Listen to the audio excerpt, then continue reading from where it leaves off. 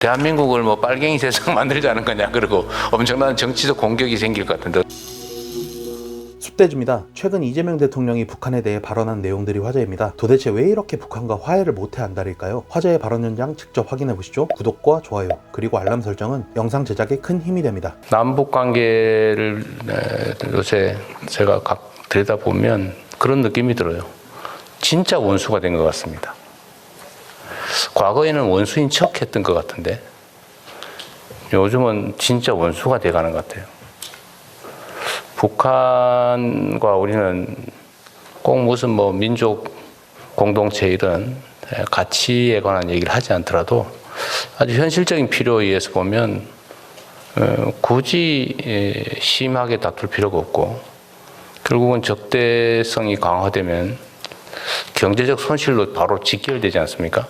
그런 현실적인 문제까지 있죠. 그런데 불필요하게 강대강 정책을 취하는 바람에 정말로 증오하게 된 것 같아요. 우리 국민들께서는 뭐 다 알고 계실 걸로 판단이 됩니다만, 전쟁 이후에 1950년대 전쟁 이후에 사실 그 군사분계선에서 우리가 대치를 하긴 했지만 북한이 전 그 분계선에 걸쳐서 삼중철책을 치고 다리를 끊고 도로를 끊고 옹벽을 쌓고 이런 경우가 처음이라는 겁니다. 수십 년 만에. 왜 그럴까? 우리는 그렇게 교육받거나 선전당해 왔는데 북한이 남침을 하려고 한다. 남한을 노리고 있다, 군사적으로.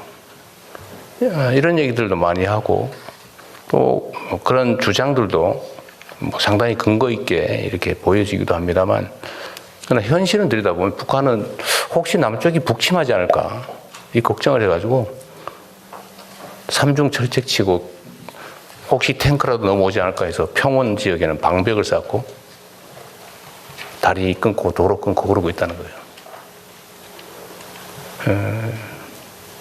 그리고 이제 적대적 두 국가 하자. 우리는 남이다. 남 중에서도 철천지 원수의 남이다. 적대적인 남의 국가다. 뭐 이렇게 지금 주장을 하지 않습니까?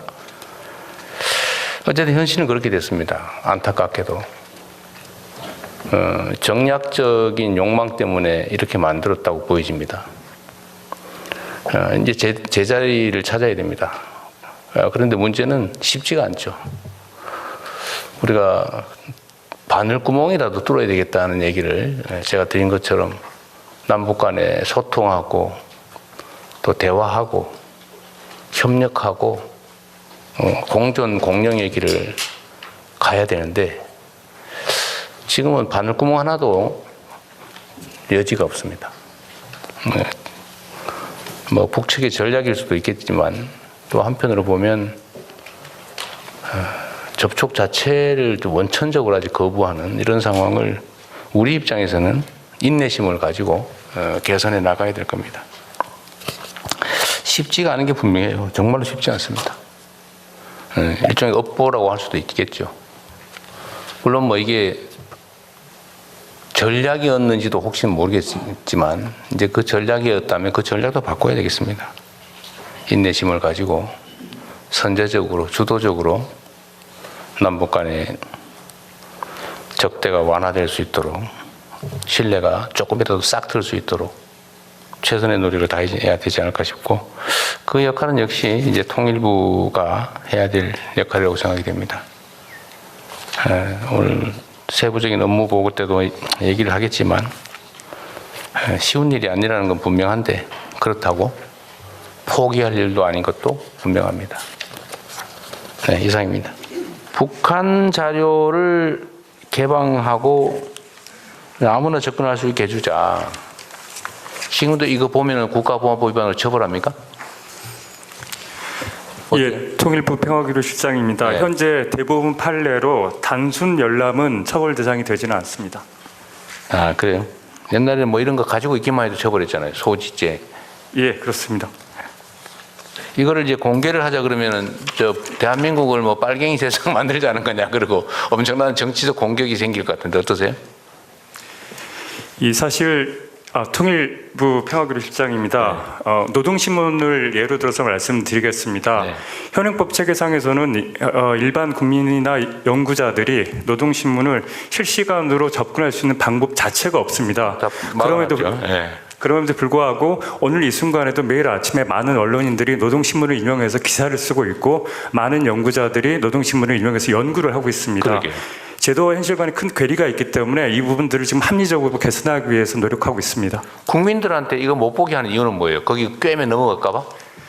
이 특수자료 지침에 따르면 노동신문이 이런 자료로 분류가 돼 있습니다. 국가의 존립, 안전이나 자유. 아니 뭐 그런 규정 다 좋은데 그냥 예. 우리 국민적 시각에서 쉽게 판단을 해보자는 거예요. 북한 노동신문을 국민들한테 못 보게 막는 이유는 그냥 뭐예요? 국민들이 그 저기 선전전에 넘어가서 빨갱이 될까 봐? 그거 아닌가요 원래? 예, 맞습니다. 근데 그럴 가능성이 있어요. 예, 저는 없다고 생각합니다. 저는 오히려 북한의 실상을 정확하게 이해해서 야, 저러면 안 되겠구나 생각하는 계기가 되지 않을까 싶은데. 예, 그렇습니다. 그러면 이걸 왜 막아놓습니까? 언론은 보게 하고 국민은 못 보게 하고 국민을 사실은 좀 뭐라고 취급하는 거 아닌가요? 국민을 주체적 존재로 취급하는 게 아니라 혹시 선전선동에 넘어갈 그런 존재로 취급하는 거 아닌가요? 예, 사실 통일부 평화교류실장입니다. 사실 노동신문의 개방의 문제는 진보 정부뿐만 아니라 보수 정부에서도 국정과제로 설정해서 추진했었습니다. 다만 실제로 추진하는 과정에서 여러 가지 이견들이나 우려를 표명하는 분들이 있어서 정책적인 동력을 잃어버렸습니다. 이재명 정부 출범 후에 우리가 이 문제를 다시 국정과제로 다시 한번 설정을 하고 좀 신속하게 추진하기 위해서 노력하고 있습니다. 이런 걸 국정과제로 해요. 그냥 풀어놓으면 되지. 너무 엄숙하잖아요. 무슨 국정과제야 이게. 그냥 열어놓으면 되죠. 예. 이제 말씀하신 대로 통일부는 그런 입장인데요. 다른 부처는 좀 다른 의견을 갖고 있어서 어떤 부처가요? 뭐 국정원이라든지 뭐 법무부 같은 데서는 국정원이 반대할 거. 자기들만 보겠다. 그게 국정원법에 근거한 특수자료 지침에 의해서 묶어놨습니다. 그걸 개정해 줘야 국정원 정도는 이런 걸 봐도 안 넘어가는데 우리 국민들은 이런 거 보면 홀딱 넘어가가지고 빨갱이가 되지 않을까, 종북주의자가 되지 않을까 걱정하는 거죠. 그렇죠. 이건 정말 문제입니다. 우리 국민을 믿어야죠. 국민들의 의식 수준을 너무 폄하하는 거죠. 이거는 뭐 원칙대로 좀 하면 좋겠어요.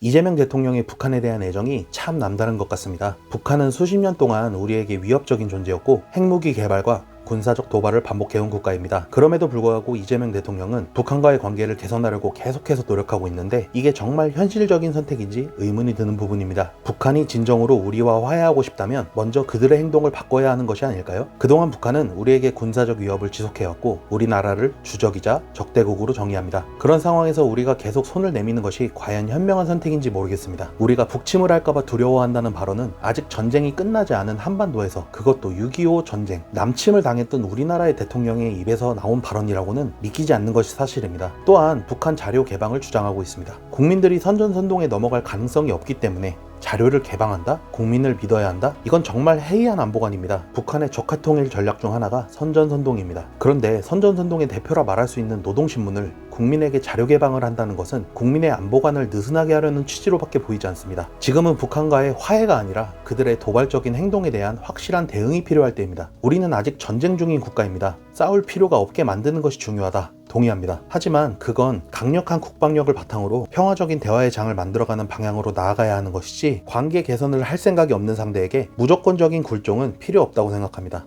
여러분은 어떻게 생각하시나요? 댓글로 여러분의 의견을 남겨주세요. 더불어 여러분의 많은 관심으로 저희 채널에 멤버십을 오픈하게 되었습니다. 많은 관심 부탁드리며 시청해주셔서 감사합니다.